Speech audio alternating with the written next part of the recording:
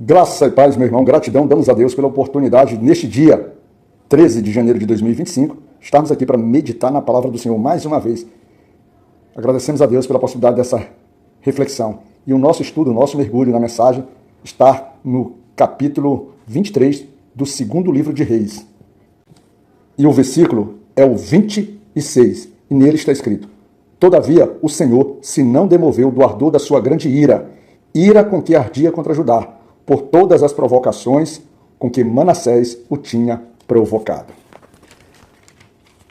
Maravilha, né? Se você acompanha os nossos devocionais, você vai lembrar que nosso devocional de ontem, Josias, ao mandar reparar o templo, né, ele tem a grata surpresa. Josias, um homem que tem o seu coração ali reto diante do Senhor, ele tem a grata alegria de receber das mãos do sacerdote Ilquias uma cópia que foi enviada, né, uma cópia que foi enviada para ele. E o seu servo, Safã, ao retornar ao seu rei Josias, trazendo a notícia que os homens trabalhavam na recuperação do templo, no propósito que o rei havia estabelecido, que os homens eram fiéis no cumprimento, nesse momento de fidelidade, esse Safã trouxe em mãos também o livro da lei, e leu para o rei Josias. E você bem sabe que ele rasgou suas vestes e reconheceu que ali, que não só o rei quanto a próprio Judá, a cidade de Judá, o povo de Judá, estavam no caminho da destruição, ou seja, no caminho do juízo do Senhor. Isso nós já temos isso bem claro, que o nosso devocional de ontem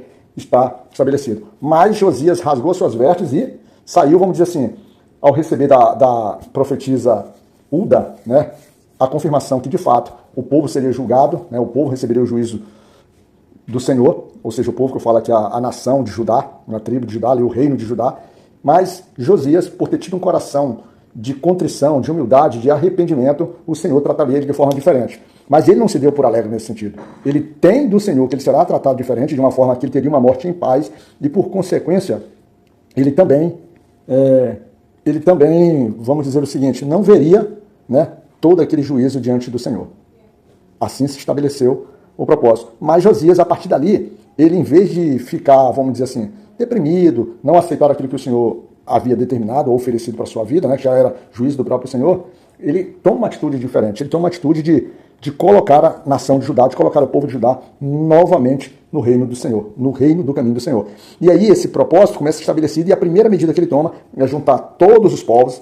Ele junta todos os povos, que eu falo, todas as pessoas, ele junta sacerdote, ele junta os homens de Judá, ele traz todos os moradores de Jerusalém, ele traz os profetas e o povo, desde o menor até o maior, e ele junta aquilo ali e faz o quê? Ele lê para aquele povo. E ele em pé, se pôs em pé junto à coluna e fez o concerto, ou seja, ele lê todo o livro.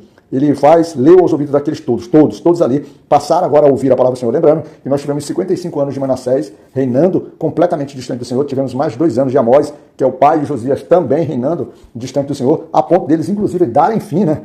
O livro da lei ali se perdeu, e o próprio povo já não tinha mais nenhum interesse em procurar ali, aquilo ali. Eles estavam tão distantes da palavra do Senhor. E ele lê para aquilo ali. Então os ouvidos de cada um vão se abrindo, os corações vão se abrindo, de alguma forma ali. Só que, ao final da leitura, ou ainda nesse propósito, lá no versículo 3 diz assim: E o rei se pôs em pé junto à coluna e fez o concerto perante o Senhor, para andarem com o Senhor e guardarem os seus mandamentos e os seus testemunhos e os seus estatutos, com todo o coração e com toda a alma, confirmando as palavras deste concerto que estavam escritas naquele livro. E todo o povo esteve por este concerto. Ou seja, ele traz agora todo o povo dizendo assim, estamos juntos, estamos, vamos dizer assim, assinando esse contrato, assinando essa manifestação de fé, assumindo essa postura de mudança, né? Então, tudo isso ali tá tudo muito bacana, mas não adianta a gente ficar nas palavras, não adianta a gente ficar no mundo dos sonhos, da utopia. A gente precisa de trabalho, a gente precisa de ação. E Josias foi um homem, ou um homem também rei, mas que se aplicou à palavra do Senhor, ou seja, o trabalho, a obra, a reparar, a corrigir os atos, não só dele, quanto do próprio povo, do próprio reino de Judá, de uma forma como nunca se viu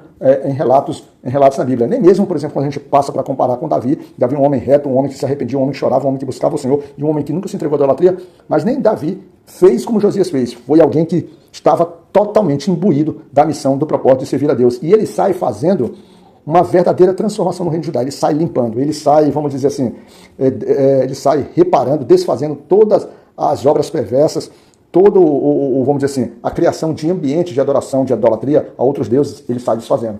E ele faz, tanto que você pega do relato lá do versículo 4 até mesmo o versículo 20, só são atos tomados por Josias diante do povo. E ele não se resumiu à cidade de Jerusalém. Ele foi na cidade de Jerusalém, ele removeu altos, né, em que eles ofereciam sacrifício, ele destituiu sacerdotes que faziam, por exemplo, oferendas, sacrifício, sacerdotes que ofereciam isso para outros deuses. Ele tirou bosques, ele desfez bosques, ele limpou, destruiu os sacerdotes que os reis de Judá estabeleceram, ele derrubou as casas dos prostitutos cultuais, ele profanou a Tofete, ou seja, que era um local, quando fala profanou, ele, vamos dizer assim, invadiu, ele destruiu o local em que eles ali ofereciam os filhos, né, no Vale dos Filhos de Nom, para que os filhos não fossem passados mais pelo fogo, sendo oferecidos a Moloque. Ele derrubou os altares que estavam sobre o terraço do cenáculo de Acais. Ele profanou também os altos que estavam dentro de Jerusalém. Ele quebrou as estátuas e cortou os bosques, encheu o lugar com seus ossos de homens. Rapaz, ele fez muita coisa, muita coisa. E, inclusive, nesse processo, ele ao pegar os ossos para poder, por exemplo, como está escrito lá no versículo 20, ele sacrificou todos os sacerdotes dos altos que havia ali sobre os altares e queimou os ossos de homens sobre eles. Queimou os ossos de homens sobre eles, depois voltou a Jerusalém. Ou seja, é alguém que não ficou no campo das palavras, é alguém que colocou a palavra do Senhor, ou seja, quando ele ouviu ali Safã lendo, a palavra transformou Josias. Josias talvez não tivesse na sua, vamos dizer assim, apesar de ter uma vida de santidade, um caminho ali direto, uma opção, deixar de alguma forma, mas talvez ele nunca tivesse ouvido a palavra da forma como ali ele ouviu, como ela transformou, porque ele partiu exatamente agora para a renovação, não somente dele, uma renovação espiritual, mas uma renovação da própria, vamos dizer assim, da sua própria cidade, do seu próprio povo. E olha que ele sabia já da profecia que havia sido confirmada de Uda, que ele iria morrer. E sabia também que o juízo do Senhor se estabeleceria, porque afinal de contas, lá no livro de Números, capítulo 23, acho que é o versículo 19, nós temos a confirmação do caráter de Deus, da fidelidade de Deus e do valor que tem a sua palavra, quando lá está escrito: Deus não é homem para que minta, nem filho de homem para que se arrependa. Porventura, diria ele e não faria, ou falaria e não confirmaria.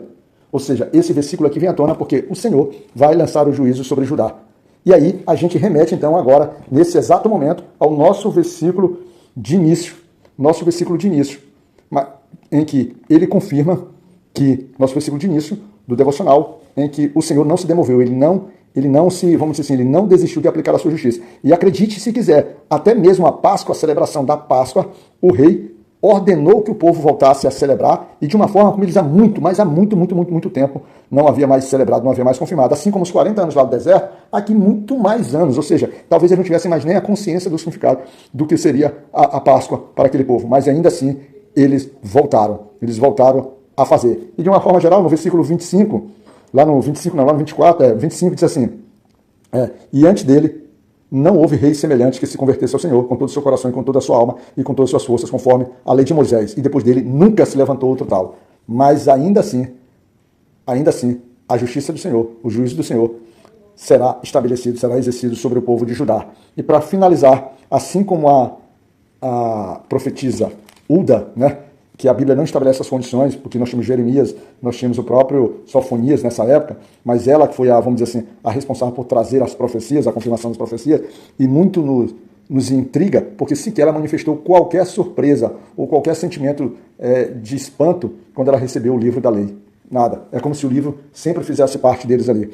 E aí, lá no versículo 29, diz o seguinte: nos seus dias subiu Faraó Neco, rei do Egito, contra o rei da Síria, ao rio Eufrates, e o rei Josias lhe foi ao encontro, e vendo ele, o matou em Megido. Então este homem do Senhor, assim como o Senhor já havia estabelecido também para a vida dele, ele morre ali, ele cai morto, e ele é levado de volta pelo seu povo, né, para a sua casa e para a sepultura do seu pai ali. E a partir dali começa uma nova fase. Começa a fase de Joacás, que assume, Joacás foi estabelecido, mas depois ele foi substituído pelo rei Neco, que usa de marionete, que é o filho de Josias, chamado Eliaquim, que tem seu nome trocado para Jeoaquim. E justamente dentro desse processo é um homem que vai andar completamente nos caminhos diferentes do seu pai, e vai ser um homem que não serve ao Senhor, que faz tudo mal aos olhos de Deus, tá certo? Sejamos então perseverantes, sejamos então pessoas que sejamos sujeitos à transformação do nosso ser, do nosso espírito, do nosso mover pela palavra do Senhor. Não há como não ser renovado diante da palavra e da presença de Deus. Tenha isso no seu coração, trabalhe isso para a sua vida e cresçamos na presença e na família de Cristo. Tá certo? Que Deus te cuide, meu irmão.